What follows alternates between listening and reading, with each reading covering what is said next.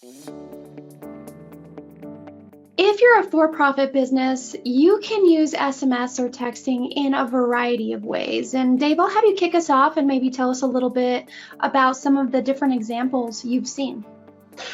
Sure. And this oftentimes feels like the easier one, right? When you're in a retail industry or you're doing e-com, because it's, usually something related to some type of sale, right? And that's one of the things that, of course, something like a flash sale, something that is just happening for a limited time.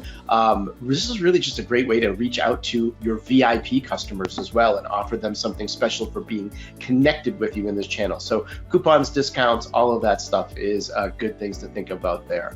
Another thing to think about is, we all hear how important the abandoned cart email is if you're using, a tool like Shopify, for example.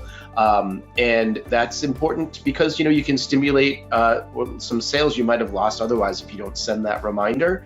And of course, again, because of the immediacy of the text channel, that's a good way to think about that as well. If people left something in their cart, to send them some information that way.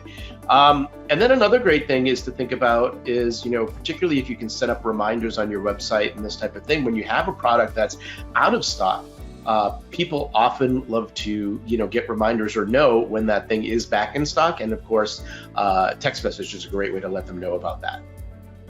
And I'll just throw in a few other ideas. You can use text marketing to build some anticipation for your new or seasonal products. Just let people know when they're dropping so that they can be ready to go, especially if something sells out quickly.